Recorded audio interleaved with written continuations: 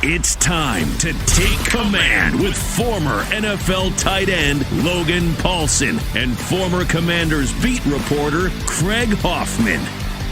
What's up? What's happening? Welcome in. It's the Take Command podcast. That man over there flipping through his notes, it's Logan Paulsen. I'm Craig Hoffman. Happy to be with you again. Logan, we actually haven't moved since yesterday. We both just sat in our seats, stared at the film, taking notes, grinding, because it's a short week, and that's how we roll. Tomorrow, of course, is game day as we sit here recording this on Wednesday morning. So we'll get a little bit more information on some of the injuries and all of that later this afternoon. We'll have that for you on the radio show, The Hoffman Show, 4 to 7 on the Team 980. But until then, Logan, we've taken a look at the Eagles tape. We've taken a look at the Commanders tape, obviously, which we talked about yesterday. And we have some ideas of what we think is going to happen in this matchup. But both teams are preparing on a short week. And this is something, obviously, you've done in your career. We've talked about it on the pod before. But as a refresher, for the first time, Washington's doing this season. Obviously, they had the Monday nighter into a Sunday, but Thursday's a whole different ballgame. How does the short week change things, especially because, sometimes it's a division game later in the season, second time playing the team. It's a little bit different. This is the first time they've seen this version of the Eagles, 2 new coordinators, the whole deal. So how does that affect Washington's prep this week? Yeah, it's gonna be challenging, obviously, because it is a short week. Everything's condensed. I think is the main thing that comes out of it is you kind of, on a normal week, it kind of feels like you slow roll it, right? You come in after the game, some teams have you come in on Monday, some teams have you come in on Tuesday, whatever day that is. Get your lift, you review the film, get your day off. Then Wednesday is really like the first work day, and so you don't really get that nice kind of Monday, Tuesday kind of easing back into the week. It's like your Monday becomes a combination of those 3 days. And so you're kind of doing a little bit of review from the Pittsburgh game. You're kind of making sure you can install the stuff for the Philadelphia. So you kind of got to do both on the same day, which makes it feel a little bit hectic, makes it feel a little bit chaotic, because you're used to such a specific kind of progression of the week.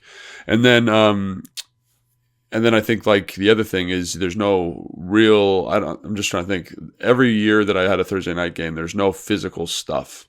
You might put your pads on, but it's really just like it's glorified walkthrough.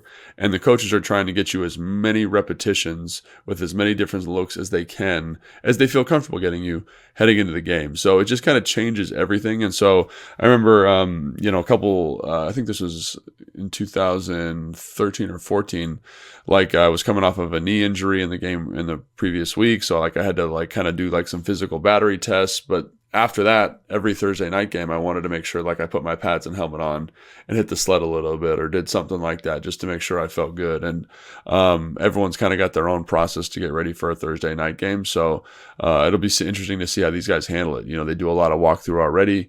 And it's a divisional game. A lot of things going into this, but the week itself is it's very accelerated compared to what the guys normally experience. Yeah, I think the good news is these coordinators are not exactly unknown commodities. Vic Fangio's obviously been around a long time. Dan and Kliff know him well.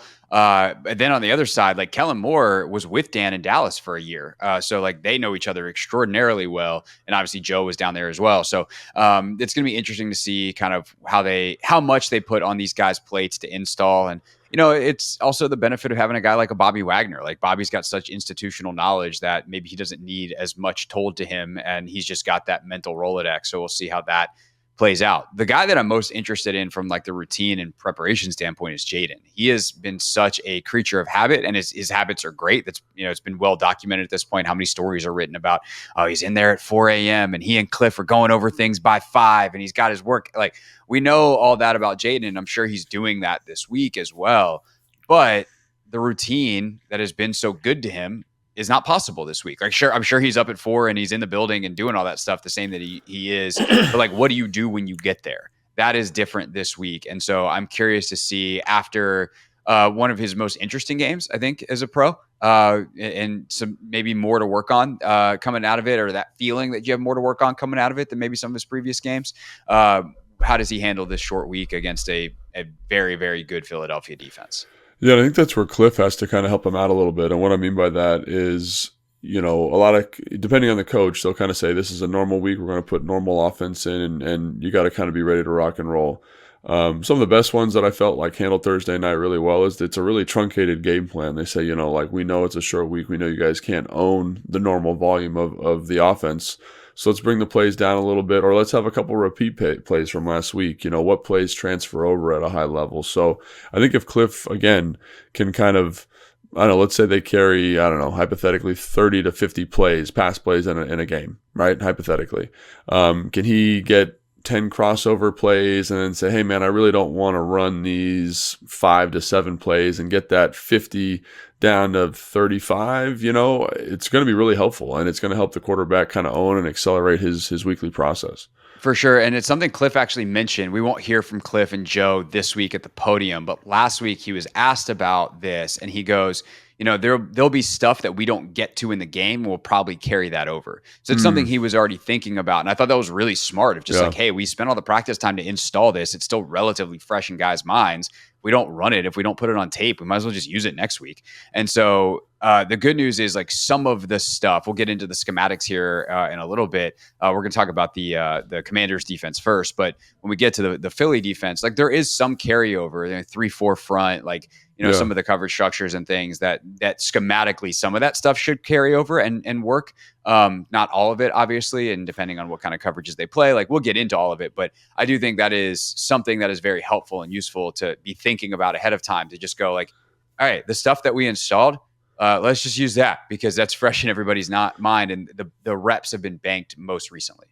Yeah, and I think the other thing to point out there is, like, you can carry the same pass concepts, the same play actions, the same quick game, and the coaching just changes slightly because, as we'll talk about with Vic Fangio in a second, like, a little different than Pittsburgh, a little bit less man, a little bit more kind of that softer kind of all the rage in the NFL, this kind of quarters, cover 6, cover 2 kind of structure in the back end. But it's like, hey, we still like this concept. How does it change for the receiver and quarterback? How are you reading it a little bit differently because of this? And it's stuff that you've probably discussed in the previous week because, what if we do get a soft zone? How do we read this out? And so it's still kind of in the mind. And I do think it's helpful to the quarterback, to the receiver, to be like, oh yeah, this is the same formation or approximately the same formation to get to this route concept. So any little thing like that to help out with the learning process is going to be extremely important. And I do think there is, especially if the game plan's truncated a little bit, there's a lot of time to study because you're not practicing as much. We just talked about it's more walkthrough tempo. So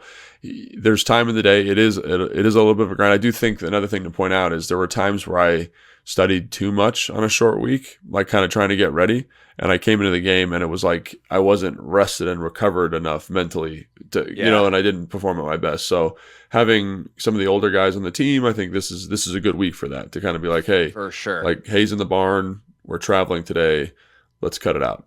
So the other thing I'll just tack on at the end here, and then we'll get into the X's and O's of it all, is they actually had a dedicated recovery period yesterday. I'd never heard it. Like, I'm sure this happens, but they did that last week too. It's kind of an interesting setup. Sorry to cut you off. So there's something. The reason that we found out about it is because they had to change the media schedule, and so they changed the open locker room period to later in the day because after their practice walkthrough, whatever, they had a dedicated recovery period. So I don't know if you know more about it or how much you can share if you do know about it, but that all of a sudden I was like, oh, that's really smart to like carve that out. Cause you can tell guys, hey, make sure you recover, do whatever. And, and Jayden was asked on Sunday about what do you do on the short week? He's like, go home, watch the film, play some video games, try to relax a little bit. So like guys will do it in their own way, whether it's playing video games, foam rolling, like anything on the relaxation spectrum, but to make sure guys do it as a team, like I thought that was pretty smart. Yeah, and I think the window of time I thought was pretty smart too. It's like an hour and 15 minutes or something. So it's like right after practice or right after lunch. I forget the exact scheduling. But basically it's like, hey, this is your time. We got massage therapists in here. We've got, we got the cold plunges. We got they got what do they call the float tanks. They've got the Normatec setups. And so I think sometimes like when you are going to do stuff at your house, like let's say, like for example, when I had my kids and stuff, you go home and it's not really, you go from your job to kind of your family, and your family can be very stimulating. So I think it's nice to say, hey, like here's an hour if you want to take a nap, if you want to get some food, if you want to do something, like take this time. And it's mandated because of how they structure the meeting. So I've been a part of a lot of teams that would have a recovery period after your last meeting of the day. And people funny enough, are like, I'm not going to do that. I will do it at home. And so now it's like kind of, Right. hey, we got practice, we got recovery period, then we got our final couple meetings of the day, then we got our media availability, right? And so it basically kind of keeps you there for a little bit longer. And I know some guys probably, I haven't talked to anybody, but they're like, oh, probably don't love that they're kind of mandating that they be there. But I think it's kind of smart because guys go home and they don't shut it off, right? They get on their phone, they're talking to their girlfriend, they're talking to their family, and as you know, as a coach, Craig, like stress is stress, so Yes. if this is a section a day where we can just be like, hey, let's be quiet, let's relax, let's spend time together as a team, I think it's really good. And hopefully the guys are utilizing that time, and I do think it can be a very effective tool. Yeah, so again, Dan Quinn looking at everything, really smart guy, and we'll see how they recover on this short week.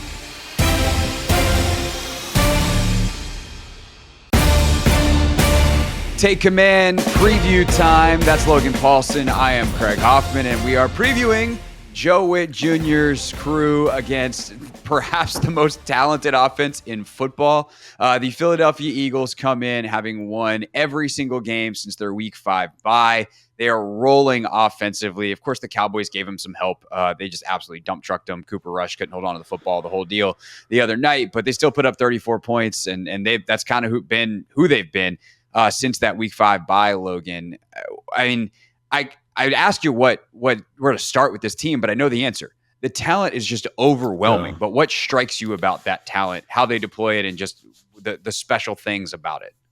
Well, it's the talent across the board. It's the defensive talent. It's the offensive talent. I know we're talking about the offense right now, but A.J. Brown is a special football player, and Devontae Smith is a special football player. Like, those guys are dynamic, and then you add Saquon to that, and it's like, gosh, like, kind of pick your poison. And, Jalen Hurts. Well, at least there's no way there's enough money left for the offensive line. Oh, wait. Oh, wait. That's exactly right. They're, for my money, like, when they're healthy, and they've been a little bit nicked up at points in the season, they're maybe the best group in football, probably the best group in football. I think Baltimore or Detroit has something to say about it, but it's close. I mean, when you look at it, it's, is Jordan Mailata playing this week? So Jordan Mailata's practice window has been open, and he was a full participant in Tuesday's practice. So I would say that probably means he's playing. Yeah. So here, top 5 tackle, right? Then you go Landon Dickerson. He's probably a top 10 guard. You go to Cam Jurgens. He's a young center replacing a Hall of Fame player. He's playing well, but not at the same level that Kelsey was playing. Mekhi Becton, if you guys remember him from the Jets. Yeah. He's playing failed guard. Tackle, good right guard. He's playing guard and looks like an absolute savage out there.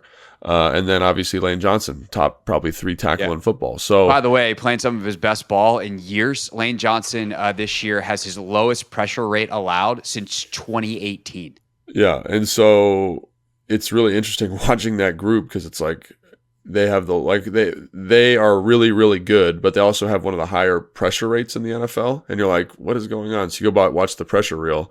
Basically, Jalen Hurts just holds the ball forever. You know what I mean? He just holds the ball for a long time. He's looking down the field, and it works because they're really good in pass pro. They let him kind of do what he's got to do. He can scramble when he needs to. I will say Moore's offense, I've always been a little bit like up and down on it because it is a little bit like isolation basketball. Let's find our best matchup pre-snap, so we'll go 3-by-1. Oh, AJ Brown's by himself. Let's run a hitch and let's rip it out there, right? And I think some of the stuff that they did in the run game when Kelsey was there, kind of pulling the center and manning up with the guards is gone now. And that's never really been a huge feature of Moore's offense. And I think it's really limited the effectiveness of their gun runs, of their kind of sub runs when there's a tight end on the field and there's 3 wide receivers. Like, they used to be so devastating in those situations. And I just kept visualizing Saquon Barkley in those situations, just running buckshot because they were able to create so much space with how big their offensive line was and how good they were in one-on-one situations. That's really not who they've been over the course of the season, which is good because their rushing efficiency is way down. I think it's like 3.4 yards a carry total, and I think that's including sacks and stuff like that. But they're not quite what they were over the last couple of years, which is just hyper efficient, huge running lanes, leading the NFL in yards per contact, yards before contact. That's really not what they've been. And again, Saquon's done a great job. He's done a great job with checkdowns. He's done a great job finding explosive plays. Like, if you watch the Giants game, there's like a bunch of kind of muddy looks, you know what I mean? Kind of muddy kind of, where's the run? And then he busts out for 50 yards. So even though it's not been the most efficient, he's still one of the most explosive players in football. And then you couple that with the receivers, and it's like, what are you going to do? So if I'm Joe Wood Jr., I think the thing that I key in on is I basically say, like, they're not hyper. They're good at running the football. They're not great at running the football. I think they lead the NFL, Craig, in carries, right? Is that a correct statistic? I think the Steelers had them, but it might be them. I'll double check. Yeah, it's close. Whatever it is, it's 1A, 1B, and the quarterback runs the ball, so they get a lot of touches on the ball. So they're going to run the football, and to me, like, I want Jalen Hurts with the football in his hands because they have 10 turnovers this season. He's got like 9 of them. He throws picks. He's not been great with the football in terms of taking care of it when he's running around. He's got a couple fumbles, and again, like that, this is the thing that's tough is you want him holding the football, but they do such a good job on the offensive line of making it so that he doesn't have to play outside of his normal rhythm, which is a little bit slow, a little bit deliberate, that he can find these guys that get open late down the field. So even though that's what you want, it's very, very scary because they're so devastating in terms of explosive playmakers on the perimeter, like so devastating. Like, watching A.J. Brown versus Green Bay week 1, I was like, how do you cover this guy? Like, that's how it felt. Like, he's like, he's top 5 player at the position probably, right? And it just, he's big, he's fast, he's explosive, he's strong. And you're just like, I don't feel good about anybody in the league really matching up with him, but the Commanders are going to have a tough time with that matchup specifically.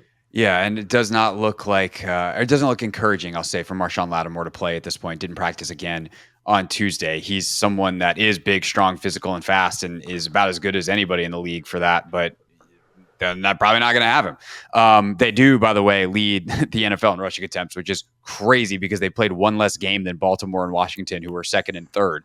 So they are 324 in 9 games. The Ravens are 319 in 10 games. So they run the mess out of the football. It's also crazy. I thought Pittsburgh, I think, was the most after last week. And then they rushed the ball 43 times or somehow 4th. I don't know. Me and math, bad. Eagles in football, good. It's I don't know what you do if you're Joe with this, because it is something where I almost wonder if you not punt on your pass rush, obviously. And look, Dan and Joe have been playing the Eagles offensive line for years. They've been playing Jaylen for years. Like, they've been in the division. They know what to do here. They have specific insight in the building. Brian Johnson was there in Philly, and while they're running very different stuff, like, they obviously know the way Jaylen thinks a little bit. If Brian Johnson is sharing that, and presumably he is. And so there's a lot of, kind of what ifs, but it's almost like, hey, you got no one to man up. The pressure is going to be hard to get home anyway. Do you just blanket it with as many bodies as you can and make Jaylen try to read zone coverage? Or do you just say, hey, like, no, we're an aggressive team that's going to try to get pressure, and let's see if we can poke some holes in that line? Because while it has happened without Jordan Mailata on the field, there are some teams that have gotten pretty good pressure on Hurts this season. Because he holds the mess out of the ball. Yeah. Like, does he have the long? Usually he has the longest time to throw in the league. Yeah, I actually looked that up while you were talking. He's at 3.11 seconds per attempt, which is an insane number. 3.1, you said? 3.11. A high number is like 2.7. A good number is like 2.3. And I know we're talking tenths of seconds here or hundredths of seconds, but like. But look how often look how often quarterbacks get hit right after they throw. Yeah. Imagine if that extra 0.6 seconds, like, that's the difference in getting that throw off and getting obliterated as you're throwing and the ball popping straight up in the air, or just having to eat it for a sack. Yeah, like the O-line, it's just a testament to how good that group is, how well they're playing. Because he's not really like, he's a good player. Like, I don't want to sound like I'm bashing on Jaylen here, but like, he really leverages them a lot, and it doesn't show up on the stat sheet like in the way you think it would in terms of sacks and hits and hurries. Like, obviously I just said that they're number 1 in terms of pressures, but he doesn't get hit a lot. He doesn't take a lot of sacks, and it's because that group is just in there. It's funny, when you were talking, I was thinking, like, obviously they run the ball a ton, but I think this is a game where you just say, hey man, we're going to play like some version of 2, some version of quarters. We're going to stay back. We're going to make sure our corners have help. And just basically like, Jaylen, you will turn the ball over at some point in this drive, whether it's an interception or a fumble. And when you will go back and watch his interception reels, I think he's got 10 interceptions this year. or 10, five interceptions. Sorry, I was thinking 10 total turnovers. 5 interceptions, 4 of them come in the red zone, like low red, bad picks. So like just kind of bleed it out, let them get their first downs. It's not a super efficient offense like when you watch, Baltimore or Cincinnati or Detroit. It's like where they're like a well-oiled machine. It feels a little labored. It feels a little bit like, we're kind of teetering. We're being carried a lot by our talent. And so what I would say is like, let them do that. Let them kind of dink and dunk their way down the field. He'll miss a throw. They'll miss a blitz pickup. They'll miss an assignment in the run game. They'll get to 2nd and 10 and then just kind of wait it out. And I think that's because of how good they are on the perimeter. Like that's kind of what you have to do. And then what you're hoping is that Saquon doesn't really get out. He'll get a couple yards here and there, 5-yard run, 10-yard run, 15-yard run. But as long as you can stuff him, like you've always talked about, creating that stuff percentage, I think you just say, hey man, go on a 12-play drive and see if you can do it. And that's kind of how I would approach it. I think that's how I would approach it too. That involves a level of patience that this defense has definitely shown at times this year.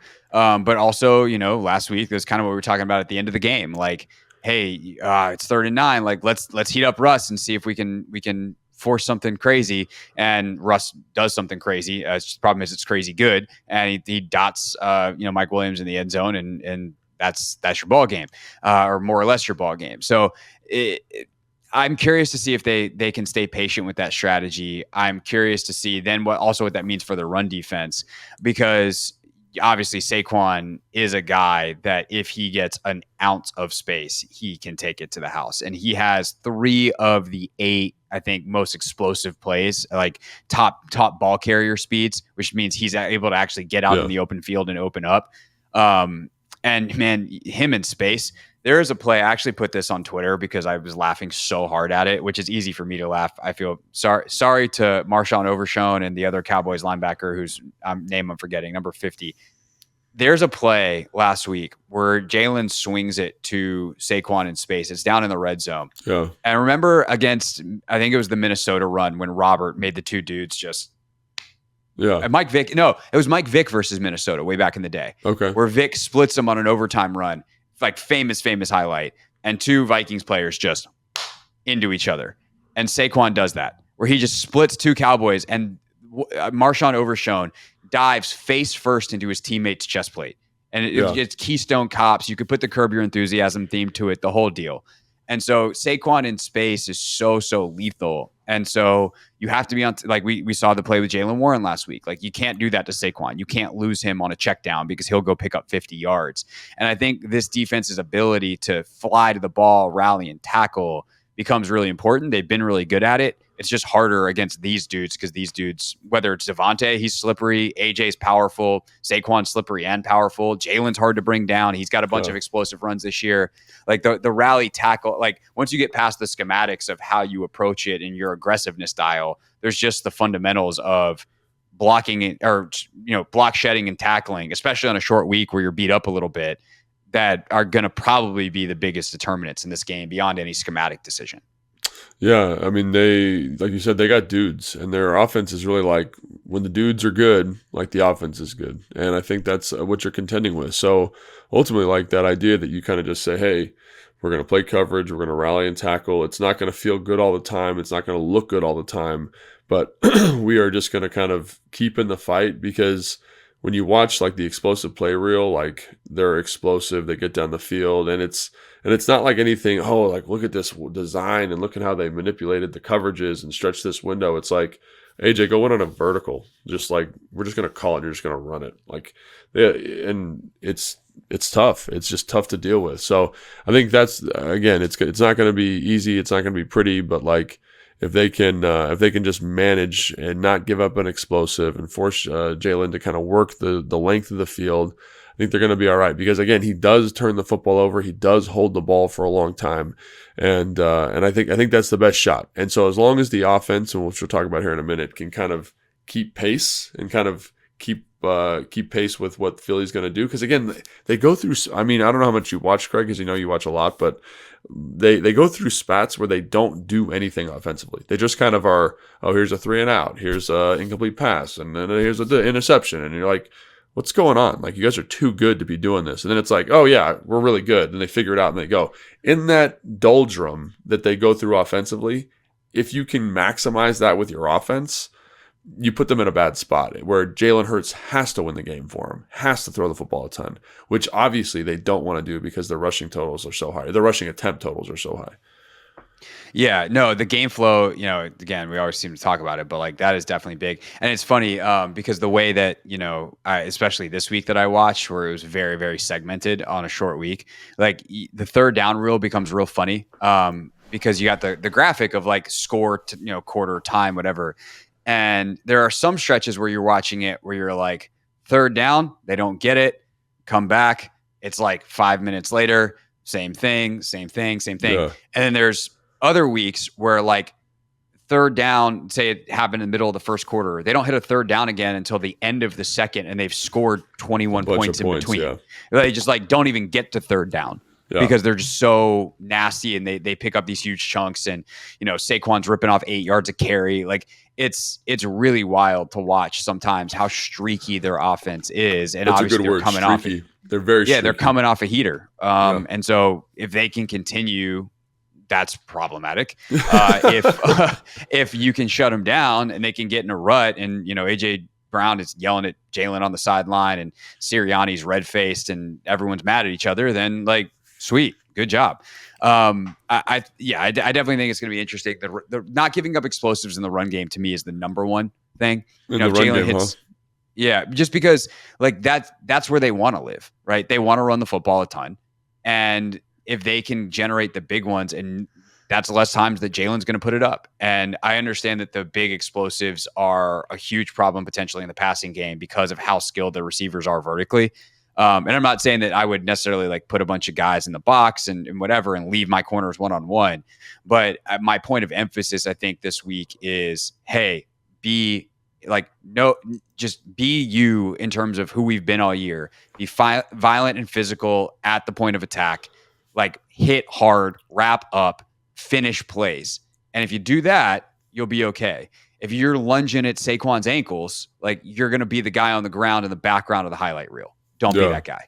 Yeah. And again, the down to down for him too, the down to down efficiency, not great. But he does, like, you watch through and you're like, man, that is a explosive run. That's a game changing run. Like there's been a couple times this year where he's saved them. The passing game has been so off and they can't get anything going. All of a sudden it's like, here's Saquon on a bubble. Here's Saquon on a rail. Here's Saquon on a little handoff to the outside. And he breaks for 50. And all of a sudden the offense is out of the doldrum and into the thing. And I think that's the thing maybe. And again, we're kind of saying this in a bunch of different ways, saying the same thing in a bunch of different ways. They have a lot of people that can do that for you, right? So right. We're in doldrum. Yeah, just real quick, like the man coverage matchups, if you think about it, if they do go man, like, I guess you put Luvu and say, hey, can you run with Saquon? And like Percy Butler and Jeremy Chin are on Dallas Goedert. And then you got Juice on one of these receivers and Saint Russell on another. Like, none of the matchups are particularly good in Washington's favor, which is probably why I just avoid playing man as much as I can in the first place. And so to me, this feels like what they did against Cincinnati. It feels like it's going to feel exactly like that. Split safety, light box. They can run the ball as much as they want, basically. And we're going to just die a slow death, and hopefully our offense can keep pace. And I think, again, the other thing is like Joe Burrow and the Cincinnati offense, just by comparison, was like, is incredibly efficient on a down-to-down basis. Like you watch them and you're like, Joe Burrow is a surgeon. The thing about Jalen is he does, like, you get in these modes where it's like, hey, here's, like there was against the Giants, for example, their second drive, there's a dude, it's Jahan Dotson wide open in the middle of the field. He just bypasses it and checks the ball down. Like that's kind of, and you're just like, if he hits that, that's a first down, they stay on schedule. Like Joe Burrow never misses that, right? That's what, I mean, he misses it occasionally, but he's hitting that 9 out of 10 times. And right. So there is that element to this game, whereas if you get ahead on first and second down and Jalen's got to do some stuff, if it's not outside the numbers, it's not vertical, it's not a comeback, you can win third downs. And that, I think that's one of the things why it's so streaky is we talked last week about, Pickens and 50-50 balls. Like a big point of big portion of their offense is straight 50-50 opportunities down the field, outside the numbers, lower percentage throws. And so when you're not hitting them, obviously your offense looks like not good. But when you hit them, it's like explosive play, explosive play, explosive play. So that's the thing you got to negotiate here is can you limit the first and second down rushing efficiency for them?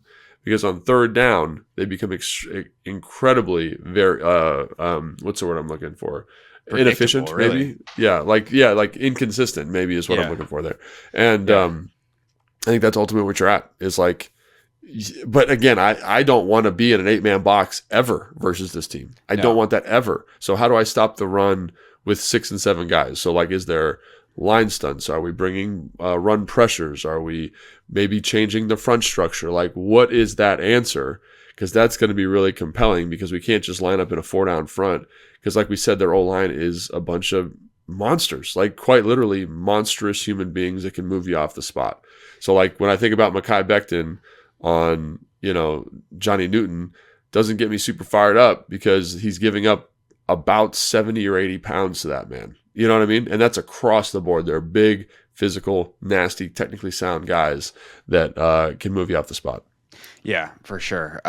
It's gonna be interesting. It's a challenge. No one's really solved it in 5 weeks since the bye, where they've changed a couple of things. They're running out from under center more. They've been way more efficient with a lot of this stuff. But they are on, in the same way that Pittsburgh is like, hey, it's 3rd and long. We're just gonna chuck it deep. Like if you can get them in 3rd and longs, then cover that stuff up. You can be okay. But if they get in 3rd and short, they will run anything. That's the last thing I think I'll just add real quick from what I looked at and watching the 3rd downs this morning is like, if they're in 3rd and 5 or less, their entire playbook is open, and that is terrifying. They will run the ball in 3rd and 5, both quarterback and running back. They will throw slants. They will throw go balls. They will throw everything. So that is a really dangerous spot, those 3rd and short. So can you be really good on 1st and 2nd down, keep them in 3rd and long, and then please just put a safety over the top of A.J. Brown. If not A.J. Brown and Devontae Smith, please do not leave those guys one-on-one because Jayden just wants to throw that sucker up there. Yeah, and I think the other thing, too, is they still do the tush push. Sirianni is still hyper-aggressive on 4th down. So in terms of getting off the field defensively, like it's a little bit of a slog, It's a little bit of a slog. So very interesting matchup. I think ultimately we settle on we'd like to see them probably play coverage as opposed to, get up there and mix it up in the run game. But we'll see because, in Joe Witt Jr., I trust. I think he's done a great job with this defense. I think they got better each and every week. This is a very unique matchup. But I think he'll come up with a good solution, obviously.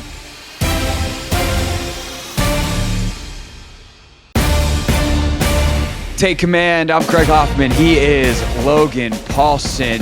So we know that the offense can also help out the defense in a major way by being more efficient, staying on the field, sustaining drives, playing that complementary football that has been such a huge part of Washington's success this season. And I want to start off kind of where we started off the film review pod all the way back 17 days ago yesterday, Logan, with Jayden Daniels in the run game. It's obviously been a huge part of what they've done this year. Last couple of weeks, Dan Quinn was asked basically, is this something that has been a conscious choice because of Jayden's rib injury? Or was it something Pittsburgh did? And Dan goes, option C, some of both.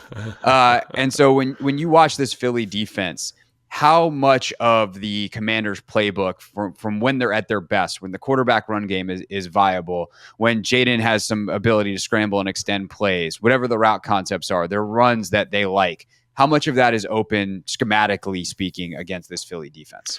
Feels like all of it's open in a way that it hasn't been for a couple of weeks. And what I mean by that is this defense, Vic Fangio is going to kind of do what he does. And I would be really surprised to see him do something different. And what I mean by that is he's going to play like softer coverage structures, right? He's of the kind of the more modern understanding of defense, which is, hey, we're going to play kind of split safety. We're going to play quarters. And then we're going to, from that basic quarter structure, we're going to kind of roll and shift and bounce around and get to the coverage we want and make it hard for the quarterback to understand what coverages we're in. And then, but the thing about that is they're off, right? So I think versus Pittsburgh, versus Cleveland, one of the things we saw is they were like, hey, we're going to play heavier box structures and we're going to play press man on the perimeter. And I have not seen them do a ton of that. Now, they haven't played a quarterback that can run like that, run like Jayden. So maybe they do that. I don't know. But I think that's the thing that I would kind of point to is like, it doesn't really seem like it's in his DNA to switch like that. He seems to be very comfortable with what they're doing. And to their credit, they're playing really good football in the back end of this defense. But I do think from a run game standpoint, I would probably try and think about getting them in sub run. So get 11 personnel out there, get 12 personnel out there with Zach, make them match with Cooper DeJean, and get Jordan Davis off the field, because when you watch them versus like 21 personnel, 13 personnel, and big Jordan Davis is out there with Jalen Carter and their other kind of 3 technique guy, Milton Williams, like they're tough, man. They're big inside. They're playing gap and a half. Like they're physical. They got guys that can set the edge pretty well for them. Obviously, Josh Sweat's a heck of a football player. Brandon Graham still playing at a very high level. And, the guys on the other side are doing a great job for them at the left. Nolan Smith and Bryce Huff. Bryce Huff has kind of moved to more of a rotational pass rush role. He's done a great job with that. But the front's big and strong. So I don't want to run against the big, strong front. I want to get some bigger bodies out of there, get them in sub, get them to match, because they will match formation. And when you look at the times where the Commanders have been most successful, it's when defenses are very conscious of the formation, because it makes lighter boxes. And again, the numbers favor just a straight run, but they also favor kind of some of that zone read stuff or some of the bubble screen stuff. So I fully expect that to be everything to be on the table. That's good. And it sounds like Jayden's rib is just getting better and better. And so they're a little more willing to run him. And I'm sure after last week, they're going to reemphasize whatever the, hey man, just pull it down and go point was that has made him so successful this season. And, we talked about it on the Pittsburgh film review. It's like, did they figure something out that other teams can replicate? Sure. Be great at multiple positions, personnel wise, and have more discipline than any other team in the NFL. If it was that easy, everyone would do it. So while this Philly team is very talented up front, they're just not going. The one that stylistically they play differently, and 2, they do not have the discipline that Pittsburgh does. Which is not to say they're undisciplined, but no one has the discipline that Pittsburgh does. So, just to that point, like I will say, like when you watch them on film, they do have guys on the interior of the defensive line that can really push the pocket. Obviously, Jalen Carter and Milton Williams. Like I don't know a lot about him, but he does flash on film as an interior pass rusher, and so that's one of the things that comes out of the Pittsburgh game is when you got guys on the interior that can rush really well and compress the pocket. It does make it harder for Jayden to do what you were describing and like step up and go. Now, like what you were saying too, this is all good stuff here. That's why I wanted to double click on some of it. Is they're not crazy disciplined, right? They're not like super locked in on rush lanes. They're not, you know what I'm saying? They win, they compress the pocket. They can do all the stuff that Pittsburgh did. It just, to me, it's like, can they do it with the same level of consistency Pittsburgh did? Because they're plenty talented, right? Like Brandon Graham, like talk about one of the best pocket compressing rush ends maybe in the last 30 years of the NFL. He can do that. Josh Sweat, same thing. But then you get Nolan Smith and Bryce Huff in there. They're more perimeter rushers, and they create rush lanes underneath. And they haven't had to be super conscious of like keeping rush integrity. So they've got the pieces to do it for sure. Jordan Davis, I think when you watch him, he can absolutely push a pocket. But can they do it with the consistency that Pittsburgh did? And because it's such a young group, such kind of an inexperienced group, I would think probably not. Yeah, and I think that, it's not like Jayden forgot how to do it. There's a play last week that gets wiped off the board because of offsetting penalties, but that play that Jayden rolls out and just smokes a ball to Noah Brown on the sideline, great toe tap, would have been like a 25-yard gain or something like that. It gets wiped off the board. So, like, it's still in there. He's going to be just fine. It's just a matter of getting the opportunities. You talk about the press man stuff. I thought this was fascinating from Next Gen Stats. Kenyon Mitchell, before the Week 5 bye, played 2.1% of his snaps in press man. He's over 34% since the bye. Yeah. Now, Terry McLaurin, who was likely to be lined up against Mitchell based off the fact that he lines up outside left 75% of the time, and Mitchell lines up outside right, so defensive right equals offensive left 97% of the time, has a league high plus 4.1 receptions over expected against press. So you got strength on strength here. Terry has been just abusing anybody that tries to play him in man coverage. Like, he takes it personally as an insult. Like, how dare you think that you can cover me in man? How does Kliff try to make sure that that is advantageous? And if do you think Vic Fangio will give Terry those opportunities, or do they just revert to the things that Vic wants to do anyway, which is those softer structures and leaving a rookie not on Terry McLaurin?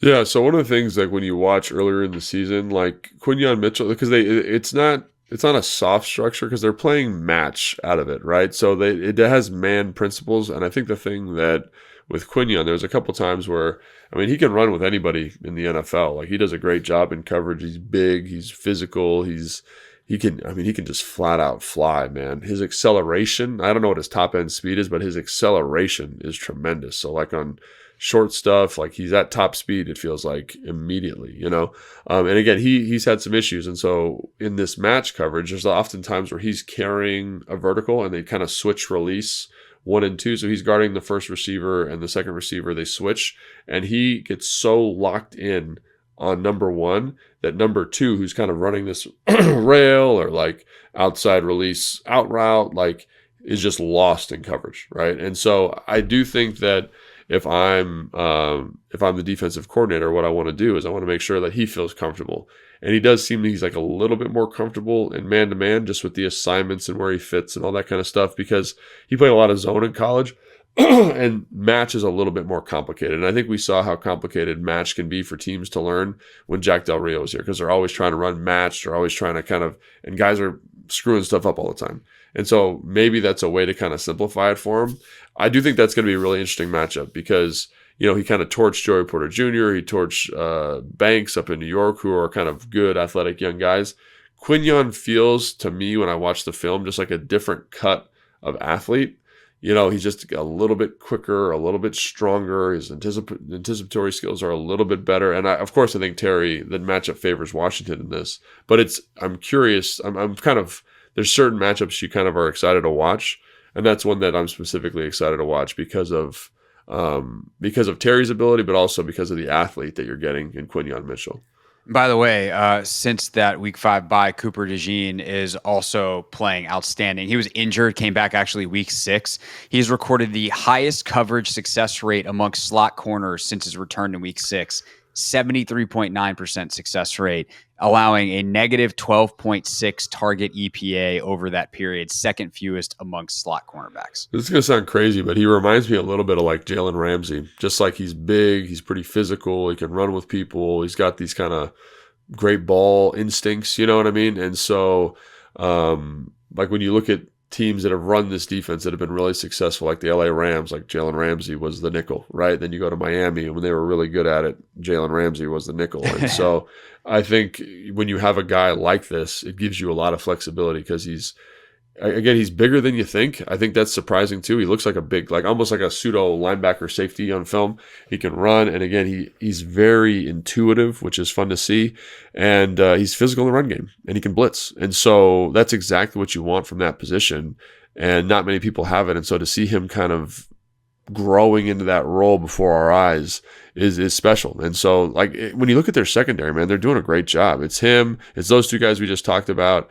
CJ Gardner-Johnson, Reed Blankenship is playing absolutely out of his mind right now. He's kind of their box safety. He's an absolute maniac. And obviously Slay has done a great job too. Like maybe not as, he's obviously on the back nine of his career, but still playing at a high level. And so that's the thing about the defense, is that group's playing well.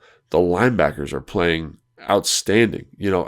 Zach Bond, I didn't even know who this guy was until this season. Yeah, he's like first season really playing off-ball linebacker. He was an edge guy who's now playing off-ball, and he's playing great. He's like a maniac. Like he's in coverage. He's blitzing. He's like taking on blocks at the line of scrimmage. And he's not like this thumper, but he's a good athlete. He's got great instincts. And then you couple that with Nakobe Dean, who early in the season, I thought, man, this guy's going to have a hard time. But he's kind of starting to figure it out a little bit. And like we just named almost everybody on their defense, and they're all playing well. And they're all kind of impacting the game. So this is, again, an interesting matchup because this defensive structure is kind of going out of vogue at the moment because you can't get enough pressure in it, usually, right? But now because they've got such good coverage players, they've got such good young rushers, it's like it still works for them. And I think you were telling me this before we started, that they're like the third best defense or something over the last couple of weeks. They're the NFL. Best defense. Yards per game. Over their last three, they're averaging 213 yards given up per game, which is number one by like 50 yards a game. And it 100% shows up. It 100% shows up. Like last week versus Pittsburgh, like this group is well coached. They're fast. They're physical. But this is like it's a different thing. It's like everyone's a good athlete. The space and the windows get tight really quick. Do they make mental mistakes? Are they perfect? Yeah, no. They make mental mistakes and they're not perfect. But there's just an athleticism that is apparent. And they're starting to understand the system that makes it a little bit like, oh, this is going to be tough sledding if they're not careful. So what about the run game? Is that potentially where the opportunity lies? I think you lean in. I think you lean in that 100%. How much does Brian Robinson and Andrew Wiley being back? Like, how much would that change how you feel about this game if both those guys are back? I think it's going to be an absolute war up front because I think those guys, like we talked about, the defensive line is pretty physical and they play hard. But I do think if you can regulate, if you can get back to B-Rob averaging, 3.8, 4.2 yards a carry and get that efficiency back up, they cannot stay in these structures they want to stay in, right? If B-Rob's doing what he's doing. And now that's a big if. People have not been able to do this. But we talked about how streaky the offense was. One of the reasons they can be so streaky is because the defense is playing so well. They can kind of futz around and make mistakes, and then the defense keeps them in it. So if you can kind of possess the football, maintain drives, and which they've shown an ability to do, and I think running the football has been a huge part of that. Like we've talked about multiple times, how efficient B-Rob is as an individual rusher. If he's back in the lineup and Wiley's back in the lineup playing good physical football, they can run the ball a little bit. I think that's absolutely going to be a huge, huge impactful element of this game. Yeah, teams, I'm looking at like opponent rush percentage, and they're like 25th in the league in terms of rushes that they face. But they're also pretty good at it. They're 24th. So what's that like? Actually, if I just hit the arrow the other way, it'll do the math for me. 9th best in the league in EPA per play per rush. So like they're not facing a ton of rushes, but they're also doing a good job when they do. So it's a tough unit. But this is the we said this before, the most talented offense, and I think definitely per person, the most talented defense we've seen this year, the Commanders have seen this year. And that athleticism creates problems because it lets them do stuff that none of the teams can do. They're playing all these soft structures because they can handle it with their front. They can get after you with 4. They blitz a little bit, but they can have to get after with those 4 rushers too. So I do think I wish we had longer to prep for him because I do think Kliff could just absolutely dissect this coverage if he wanted to, and I think you will still be able to in a short week. But this is a tough game. This is a tough team. And the more I watch them over the last 5 weeks of the season, I'm like, man, this is the team that we all thought they would be at the beginning of the year before they kind of had that rough start. And right now, in terms of teams that are going to like challenge Detroit or whatever, like this is the one. And so if you talk about a measuring stick game or a kind of a playoff type feel, like this is exactly what this game is to me. And that's one of the reasons it's so exciting because it's like, can you go from that Pittsburgh game, digest that, internalize that, and come out and play a heck of a football team in Philadelphia? Yeah, and by the way, they play with light boxes, just clicking around more on the next-gen stats here. Light box is second most in the league. They're 65%, which is a percentage or less than a percentage point behind the Chargers in light boxes. So they'll invite it, but they also know how to play with those light boxes. Yeah. So going to be a huge challenge, and we'll see how it is. And by the way, thank God it's an easy place to play. Philadelphia, night game, everyone's liquored up. Famously easy place to play, Lincoln Financial Field.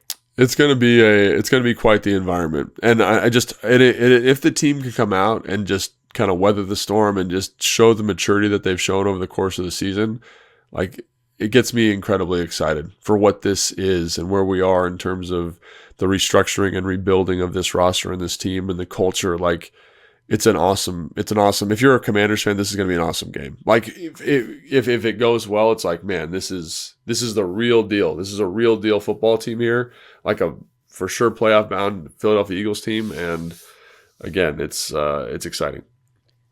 Since you are going to be wearing the Commanders polo on the sideline, are you also going to wear like a bike helmet? Yeah, I probably should, right? Probably should wear some maybe like wear like a jacket, maybe a little more guard. Incognito. Yeah, well, it's going to be cold, so I'm going to be nice and layered up, ready to go. Yeah. Okay, well maybe then the Philly fans won't know a giant 6'5" man walking around with a microphone. Be like, hey guys, I don't think I need the mic flag today. It's the radio broadcast. No one's going to see this. That's right. No, it's just you don't want to. They're going to yell. I will say some of the funniest heckles that I've ever heard were, I'm trying to remember who it was. Commanders had like a kick returner who was just getting heckled in pregame warmups. And it was so like, they were creative and funny to the point that like he turned around and started laughing at the fans. Right. So it's also, I've said this many times before, but it's the only fan base that I ever traveled to a game as a reporter where the fans knew where the opposing press was in the press box, where they just bang on the window, be like, your team sucks. And I was like, yeah, it's Washington and it's 2018. They do. What are we going to do about it? All right. So here's the deal. Friday morning, we will do an instant reaction pod. So that'll be a shorter show, but we'll give our first reaction of the game with some level of sleep on it from the night before. So that'll be Friday mornings. Make sure you subscribe so that hits your feeds ASAP. And then we're on a regular pod schedule next week. So Tuesday, we will do the film review. Thursday, we will get ready for Cooper Rush and the Dallas Cowboys, or maybe Trey Lance and the Dallas Cowboys. So we'll figure that out next week. But as for now, until then, see you on the radio. Again, we'll have all the injury updates. Make sure you tune in to the Hoffman Show 4 to 7. Today, Wednesday, we'll have the latest injury report. And then tomorrow, we'll have the inactive list during the show. So make sure that you tune in and figure out who's playing. Nevertheless, all the analysis, including Ross Tucker, who's calling the game for Westwood One, will join us today at 5 o'clock. For Logan, I'm Craig, and we will see you next time on Take Command. Enjoy the game, everybody. Thanks for watching this clip of Take Command, which has a brand new home. That's right. You can watch on YouTube at the Team 980. You can also listen to full episodes in the free Odyssey app, which is now enabled with Apple CarPlay. So we'll just, follow you around.